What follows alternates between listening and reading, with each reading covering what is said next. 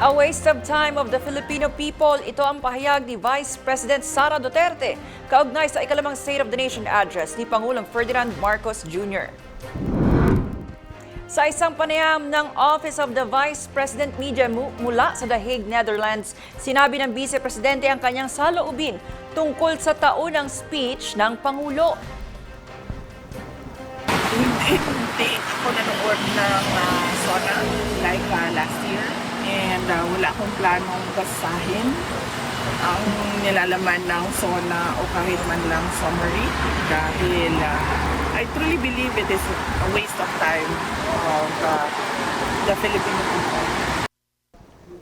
Matatanda ang umalis ng bansa ang bise noong July 16 sa ikalawang linggo ng kanyang impeachment trial sa Senado. Nakaschedule siyang magtungo sa Qatar, Germany, United Kingdom, Northern Ireland and the Netherlands hanggang July 31. Ayon kay Duterte, dawit din ang Pangulo sa kaso. Sinasabi niya na lang yan ngayon na parang ako yung nagsabi ng mahiya naman kayo para mailayo niya yung sarili niya doon sa flood control scandal.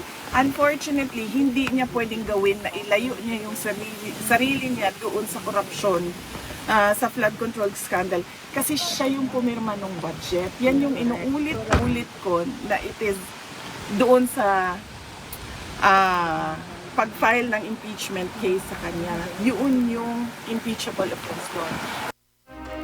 Bago umalis si Duterte, pinayuhan siya ni Presidential Communications Office Undersecretary Claire Castro na manood ng SONA para malaman niya umano ang kasalukuyang kalagayan ng bansa at ang plano ng administrasyon para malaman niya ang mga maaari niyang itulong. Magpapatuloy ang impeachment trial ng Vice Presidente bukas kung saan inaasahang masisimulan na ang Article 1 ng mga reklamo kaugnay sa graft and corruption.